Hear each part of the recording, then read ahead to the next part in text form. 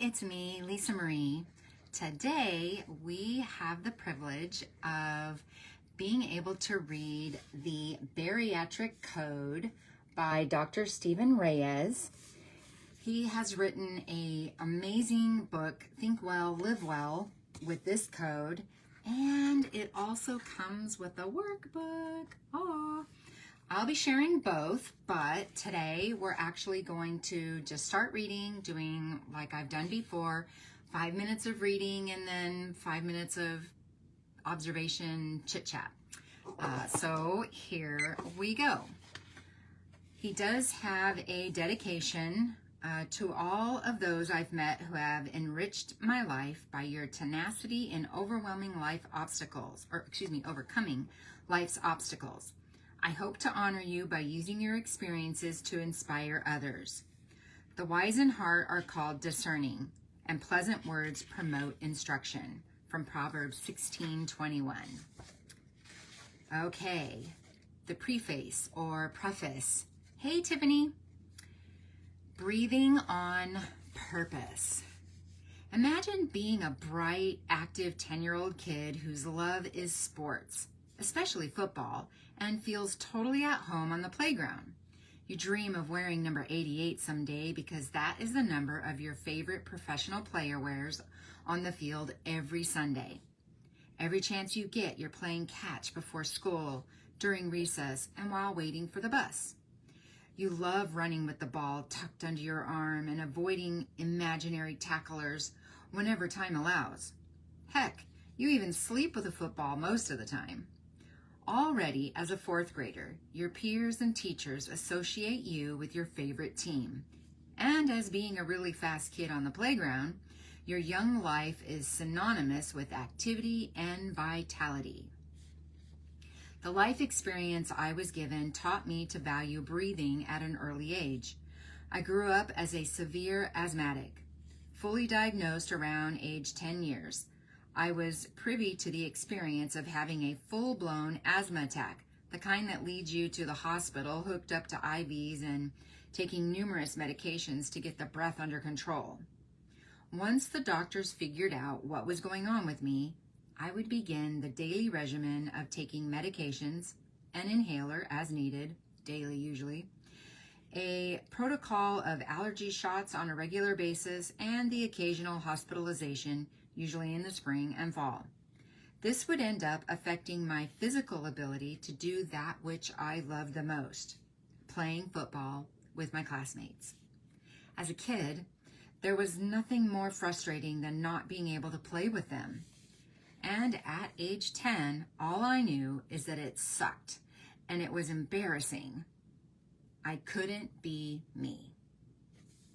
Not surprisingly, my greatest fear in my childhood was not being able to breathe. Anything that restricted the airflow to my nose or mouth or something pressing on my chest would prompt anxiety and sometimes panic. This is a secondary condition that often gets overlooked with asthmatics as it seldom is treated and, in my case, never was. That meant scarves in the wintertime, swimming underwater, or even wearing a football helmet, especially with a mouth guard, would stir feelings of distress inside of me. And as a kid, I would always think about what was in my environment. Are there smokers? Do these people have a cat? How long will we be here? Where's my inhaler? I became adept at anticipating what was or what was going to be in my surroundings. This allowed me to prepare for whatever I might encounter that may impair my breathing. Over time, though, through a process of many trials and errors, I figured out that if I took care of my body through exercise, my breathing improved. Not only did I need breathing, but I also wanted breathing. I understood that breathing afforded me the ability to be active and free. As young as I was, I learned that certain behaviors like physical activity, limiting my time in certain environments, and eating healthy afforded me the ability to breathe better. I valued breathing. Therefore, I would come to value the behaviors that help me to. Little did I know at that time of my development, I learned what I considered to be one of the most important aspects of living. I practiced being intentional, proactive, and deliberate for my health. When I woke up at 5:30 a.m. to do 500 push-ups before school, I was demonstrating a commitment to take care of my body. I took ownership and accepted that I had a condition known as asthma that had the ability to limit me in so many aspects of my life. I had witnessed the detrimental effects of health issues in my relatives. My grandmother was an asthmatic, suffered from obesity and diabetes as well. I'm going to finish this last sentence that finished, she was an asthmatic, suffered from obesity and diabetes as well. So I knew it was in my family, and I just happened to get it too. Actually, I have a couple more sentences, and then I'll just finish it, but let me start the timer again. She experienced a progression of physical impairment as she got older. I saw her ability to do things eventually diminish, and I took notice. I'm sure there were times I felt sorry for myself when my asthma restricted me from doing things that I wanted to do. But overall, I did what I could to counter the effects it had on my life. Wow. Does that sound familiar to you? Just the anxiety of really, really liking something and wanting to do that particular thing, and then somewhere early in our development, something happens that you can't do that. I love that he shares that he had that anxiety of everything around. Are there smokers? Do these people have a cat? How long are we going to be here?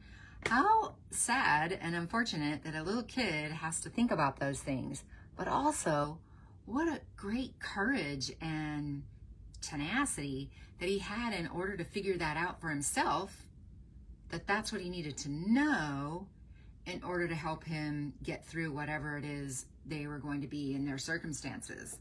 I love that. Trial and error, yeah, is what he said. Something else that jumped out at me, was that he practiced being intentional, proactive, and deliberate for my health. And the next part, I took ownership and accepted that I had a condition known as asthma that had the ability to limit me in so many aspects of my life. And then the very last thing, I did what I could to counter the effects it had on my life. Wow. Thinking of that in our bariatric journey, for me, just being able to be honest and actually be honest with myself when I'm not being proactive or I'm not being intentional or deliberate with things, I have found when I am, things go so much better during the day. I don't have bully yakking at me in my head. I'm not mad at the scale, any of that stuff.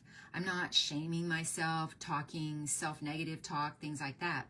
But the times I don't behave those ways, and then a circumstances comes up or happens, I don't have the tools. I don't have what it takes to counter what it is that's coming at me. And I think this is something I'm going to stick up on my mirror so I see it every morning, that I need to practice being intentional, proactive, and deliberate for my health, as well as taking ownership and accepting that I have a condition. My condition is the disease of obesity, and attached to that is the addiction of food. Wham, wham. And yes, food addiction is real. Yes, obesity is a disease. It actually was named so not too long ago. I heard the number, and I think it's 2013, that it was actually considered an actual disease that needs treatment and help.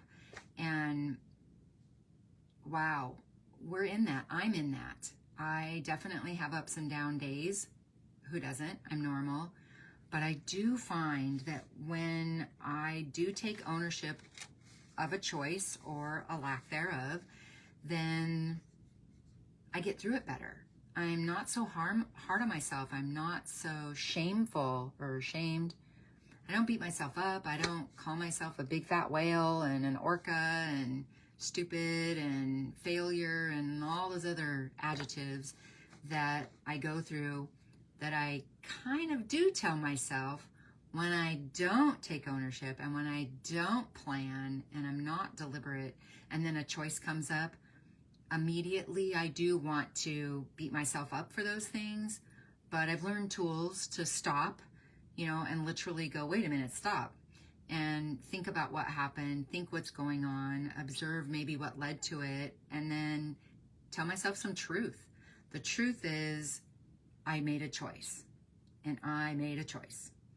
Then now I may have repercussions and consequences for that. That is one of the truths. But then, hey, Christine, but then that doesn't lead to the shame and the blame and all of that stuff. So there was the other 5 minutes of reading. Tomorrow we will pick up on the preface, however you say it, page 3, which he has listed as page 8 in Roman numerals. But we'll pick up in that second paragraph of so much of what you do creates or is something around habits. And then I will look at the workbook and see how this fits into what we're at. Oh, it doesn't start until the chapters. That's nice. It actually doesn't, the workbook doesn't start until chapter 3. So we have a little bit of ways to go before we can start pulling that out. But I hope you can join me tomorrow. If not, it's here, it's recorded. I will also load it onto YouTube and then download it into our private group. I hope you have a great day. Happy Tuesday, October, and I'll see you tomorrow. Bye.